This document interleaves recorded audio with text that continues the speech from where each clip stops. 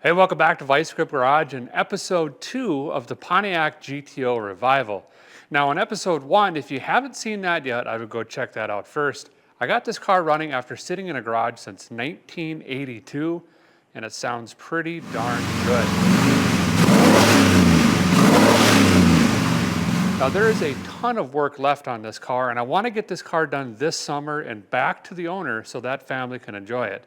So I called around to some friends and said, hey, I need some help here. We got to knock this thing out pretty quick. And one reached back right away and said, not only am I interested, but I'm actually on the way. Let's get to it.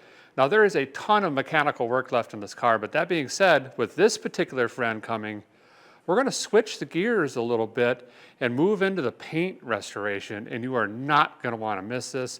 Not only do we have a lot to learn, a lot of work to do, but this is a perfect foundation for paint restoration. And I think we're all going to be blown away at how well this thing turns out.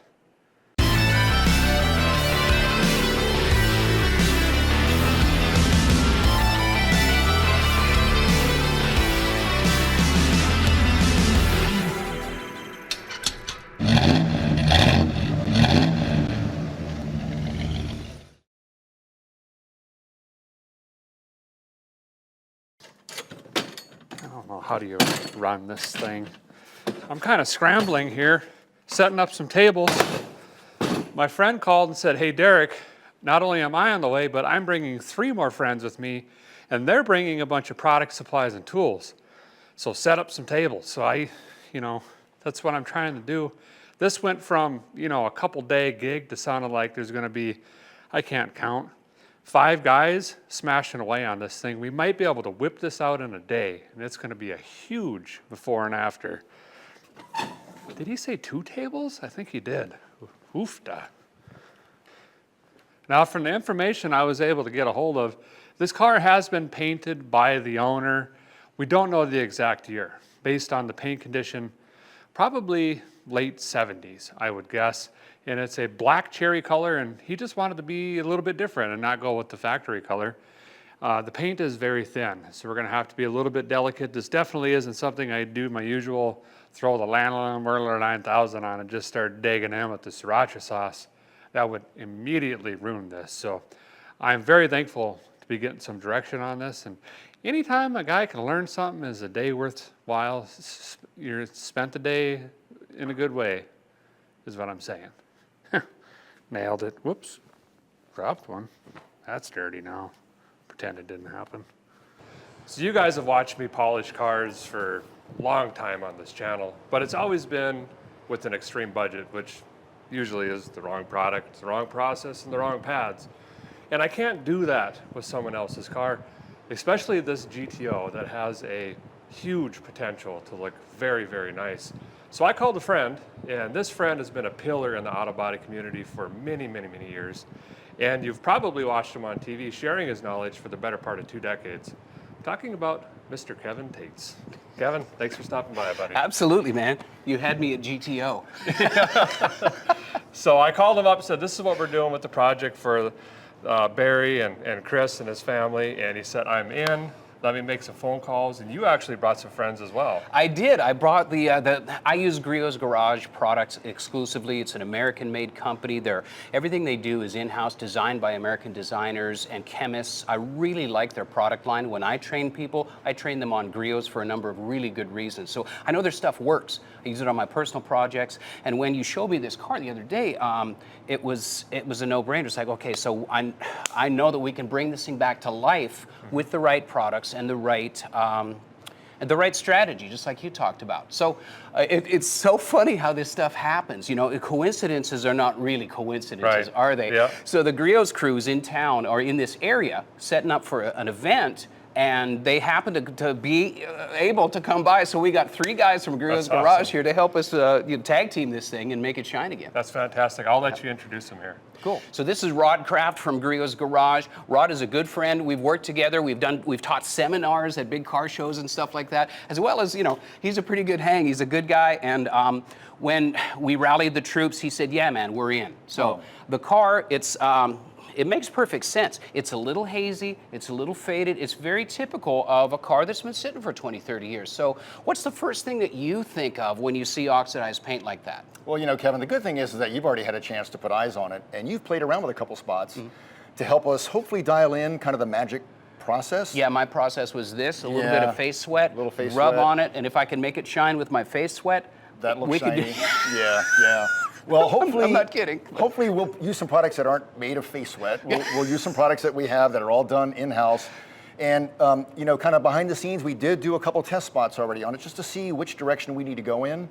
And I think we found the right combination, of course, given the condition of the paint, being that was it repainted? Well, some time ago, in right? the 80s or something, yeah. And we already measured the paint. We know we're dealing with some thin spots, but the goal is to bring it back to life, make the shine look a lot better, and just overall bring the gloss up on the trim, the tires, the top, Yes. and the glass, yes. of course. All that stuff adds up. It all accumulates, right? Yeah. I mean, the overall appearance of the car, even if we can't make the paint shine like glass, which we're not going to be able to, let's face it, we have limitations with the material that's on it. It's a single stage paint. We can't sand it and polish it, but we can make the whole car really presentable. Absolutely. Yeah. And when it's all said and done, the overall perspective and the gloss level, I think, is going to look really nice. We got a great crew here. We're ready to kind of knock this out and get going on it. Yeah, there's other guys. Yeah, we brought in the heavy armor. So other guys we brought is Matt or Matthew Perry. You haven't seen him in a while since Friends, but he's here. He's here, and Lucas Kraft as well. And yes, if you caught the name, it's father and son. If you've ever been to a big giant car show with the Griots Garage setup, you've seen or met one or all of these guys. They're boots on the ground, folks, and they're really good at what they do because we got a short window of time here, and to explain what we're going to do in a short order, Rod's going to tell us. Yeah, so I think our goal is to really kind of divide and conquer. And, you know, we've got a lot of different surfaces to work with. We've got paint, we've got trim, glass, tires, vinyl top. So I think what we'll do is we'll kind of pick and choose different teams, and we will work with different parts of the paint first. We've already done a couple spots. I think we know where we're going to head with that. And then we're going to break out some different products to work on the stainless, the trim, the vinyl, the glass. And hopefully the goal is when this is all done, this car is going to look a lot better. It's going to look money. Yeah. Yep. So we're excited. So I am really fired up here, guys. I have already learned a ton. These guys are just sitting around chewing on the fat, talking like every day, and I'm just like, what? Learn something, learn something, learn something. So this is really, really exciting for me. They got a test spot going on the fender over here. We're going to jump in. I'm going to show you this. You're going to be blown away. They've only touched this for like a minute, and it already looks absolutely amazing.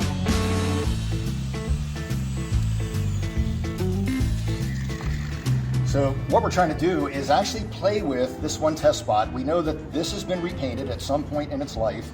And the last thing we want to do, even though we did measure the paint and there's some inconsistencies with the thickness, we don't want to break out the heavy guns and just go ahead and mow down all this oxidation and a little bit of surface scratches. So we want to take small steps and work our way up to that level so that we leave as much paint on here. So obviously the paint will look good and last long for hopefully the rest of the lifespan of the vehicle. So what we're using is a product called finishing sealant. And it's kind of neat. It's got a little bit of a mild abrasive in it. We call it a submicron abrasive. So it allows us to do some correcting, and it can pull that oxidation out. And at the same time, it has a polymer. So we can almost use it as a one-step to leave some protection on there. And hopefully this car is going to be garage, kept for the rest of its life. So it's going to stay nice and protected. We can put more wax on top of that, which will actually protect it even further. But the goal is to bring up the gloss level a little bit more. You can already see over here what it looked like before. And then now we're getting to that gloss level that we're trying to achieve. Yeah, I mean, I already consider part of this is already like a mirror finish pretty much already. Yeah. That's incredible. Cool. This takes that dust off without damaging the paint. And look, you can even see that's not all dirt. Some of that is kind of a maroon color. It's a little bit of that top layer of oxidation, which basically, if you ever want an analogy for it, oxidation is rust. It just happens to be on paint instead of steel. So it's a layer that forms between the good paint and the atmosphere, and it forms this milky dead zone. You get that out, and then you can see, even without any compound, we can actually start to see a little bit of a gloss, and that's our foundation. That's ground zero. And then we can bring it up from there, just like Rod just explained to you. But first thing first is you want to get the dirt off of it so you don't grind it down into the paint and make really pretty swirl marks. So one thing I've learned right away, as they've already explained, We don't want to go right into the big guns with the wool pad and the heavy sriracha sauce. That's what I do. Wrong.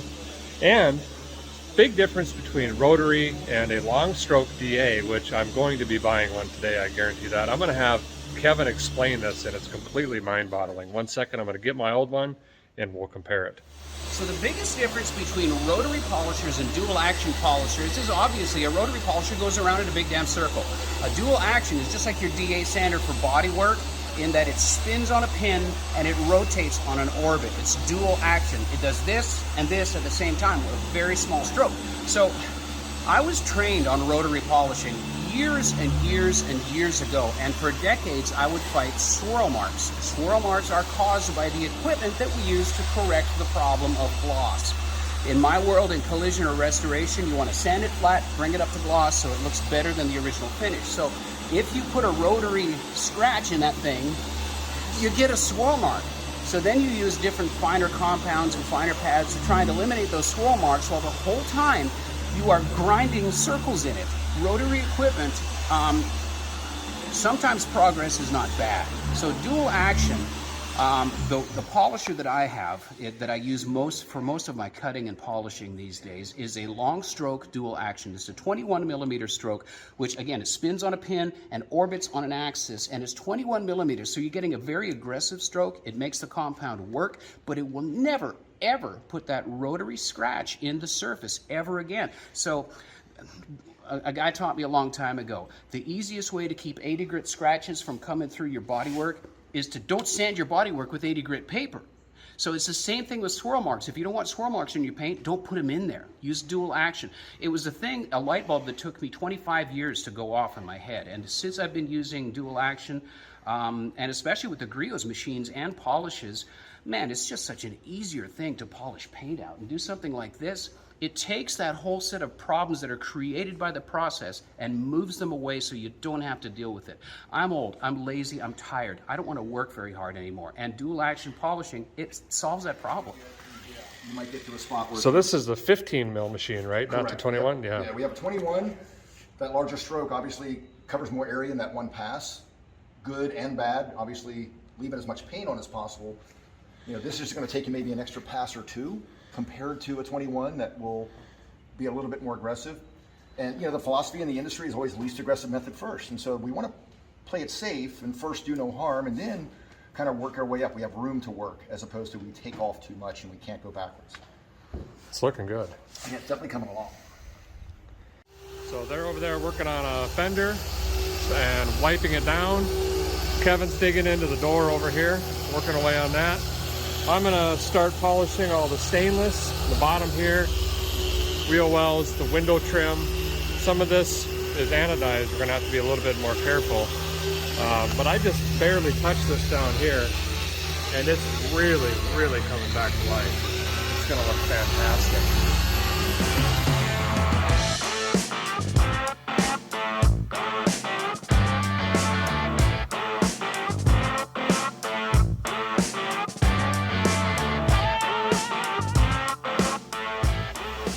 All of the stainless and chrome in this car is actually in incredible condition. Look at this, guys. Holy shit.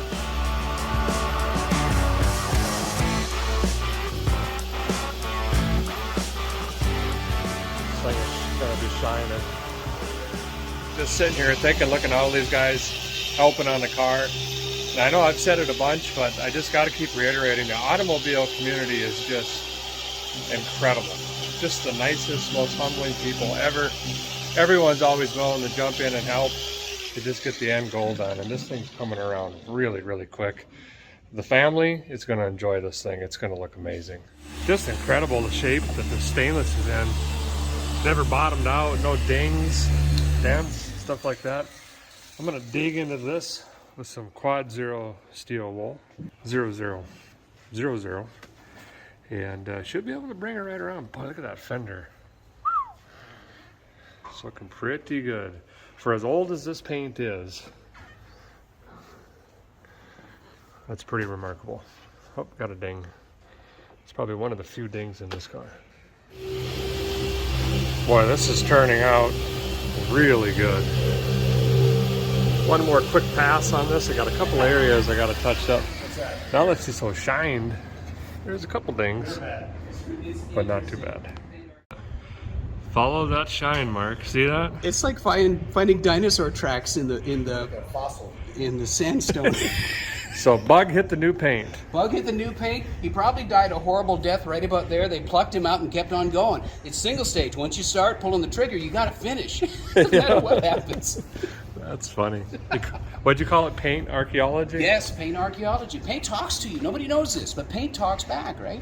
That's cool. It's looking great. It's getting You're there. making good progress. We are. We figured out to go a little bit more aggressive on the first passes with the corrected cream, which is their second most aggressive compound. And 2 passes on that fender brought me the same results as 4 with the less aggressive compound, without any damage, without any splotching and no cut throughs. That's only 2 passes? Yeah. Wow, okay. Yeah. Unfortunately, the sun did its damage up here most. That's just the way most patina, most paint fades out from the top down. It's going to get more UV damage over the years. And the sun doesn't come up over here. It comes up way up there. Yeah. So we're going to see less UV damage down here, and it's going to be shinier, just here. But you can get a look right now how this thing is going to come up. Oh, it already looks so Yeah, fantastic. so neat. And you see this anodized trim, which is really touchy and tricky. I just ran over with a buffer, and it took that cloudiness out, and it's nice and shiny here. So it's, again, all they want is a little love, right? Yep. You know this. You go and find them in the woods. They Yep. just want a little love. You give them a little love, and they'll drive you 600 miles home, right? Yeah. Look at this chrome. Wow. Working away on the hood. The tough part, you took the tough job. Oh, I know. I'm hoping it's going to look really good. I just started treating the top. Look at the difference. And he was just saying this dries kind of like a factory look. It's not greasy or going to attract dirt or any of that stuff. Oh, yeah, exactly. What are you using? This right here, our vinyl and rubber dressing. Wow. We have a convertible Awesome. top cleaner you could use, and then we also have just a vinyl and rubber dressing. Very cool. It's going to look nice. There's a little bit of rust coming through right here. You can feel some bubbling. And then over on the other side on the sail panel, right here, unfortunately, same thing. Just very, very common for vinyl tops. Unfortunately, you got to really stay on top of them. But it'll have to be addressed sooner or later. Just make a note of that for them so they can keep an eye on it. Half the hood done, the door and fender done, stainless on both sides done. Looks fantastic up against the polished paint there. Moving along. Well, Kevin's gonna switch over to a 1-inch. We'll show you this in a minute. They're tiny. You can do A pillars, B pillars, you know, inside your doors, the jambs, whatever. With that one, I'm gonna take this G21 for a rip and give her a shot. Kevin gave me a little quick how-to. It's way different than a rotary, which is all I've ever used. But we're just gonna dig in here and do the thing.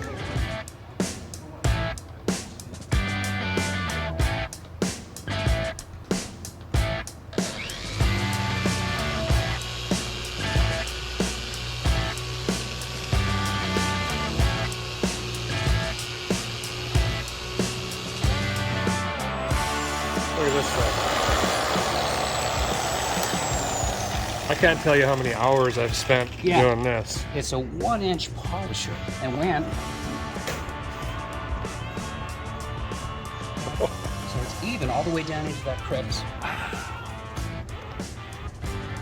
That's a time saver. Oh, huge.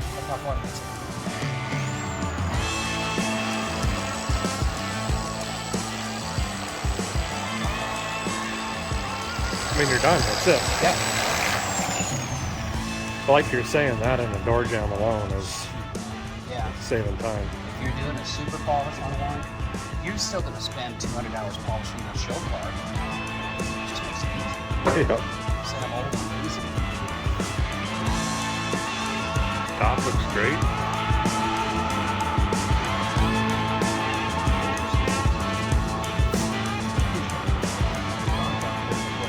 Rear bumper pops. There was like some silicone or something. Is that what you? Yeah, I don't know what that.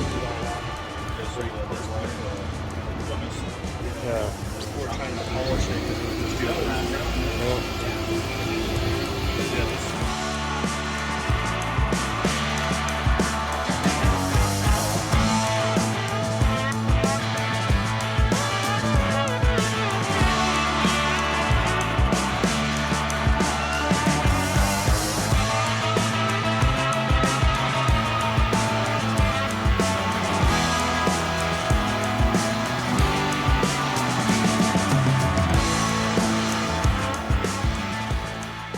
got the deck lid left, the drinker side quarter panel.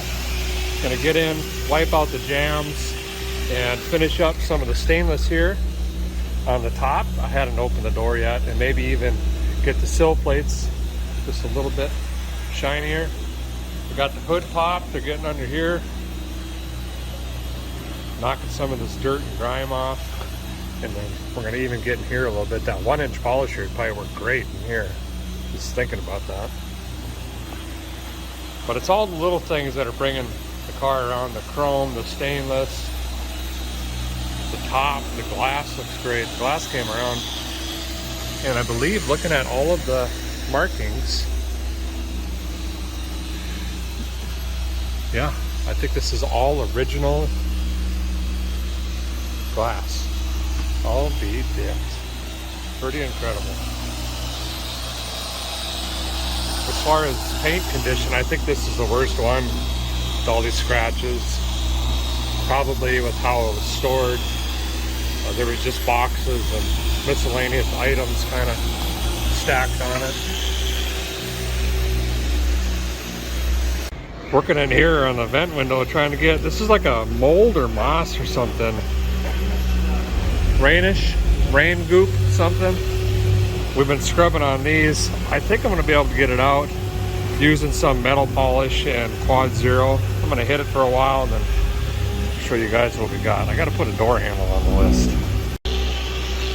What those chunks were is part of the weather stripping. It must have got just humid and moist enough and then sitting all those years, and then when the windows get pulled away from the weather stripping here, it just took part of it with it, but I got it pretty good. I mean, not bad. Still some pitting in there, but pretty sharp. Gonna go over the handles. Get these as well, nozzle. We're in here, you know. Got that done. That's pretty much a mirror finish. Here's the deck lid before and after. I'd say we got at least a 30% improvement, wouldn't you say? Oh yeah, absolutely, yeah. I mean, and even that, just car wash, that's not going to look bad. It's going to be a nice, honest, original car, like a Survivor car. That's just going to bring it up. It's going to be cool. Yeah. Can't wait to see it all finished.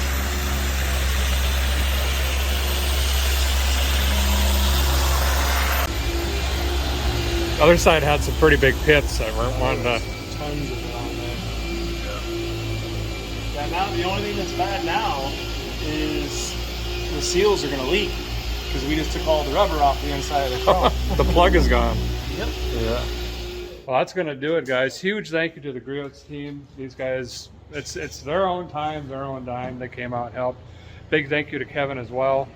Appreciate him. Check out his paint education. The amount of stuff that I learned today was absolutely mind-blowing. I mean, it's a little things that you're just talking through stuff, and I'm like, okay, I'm learning there, learning here, learning there. He's got online classes. You've got in-person classes coming soon. Yeah, and like you said, it's the little things. If we can take, like you've been doing this a long time as well, if we could take the little things that make our job easier and pass it on to people like the people that are watching these shows, that's what we're here for, right? Yep. So, yeah. Absolutely. It's very cool. And you might see him around maybe some more in the future. I don't know. Maybe we could talk him into help him spray something around here. Huh. I don't know. The walls? The walls. Floor. I don't know. Maybe the Model A back there. We'll see. But let's roll this thing outside and really take a look at before and after. I'm telling you, it looks fantastic.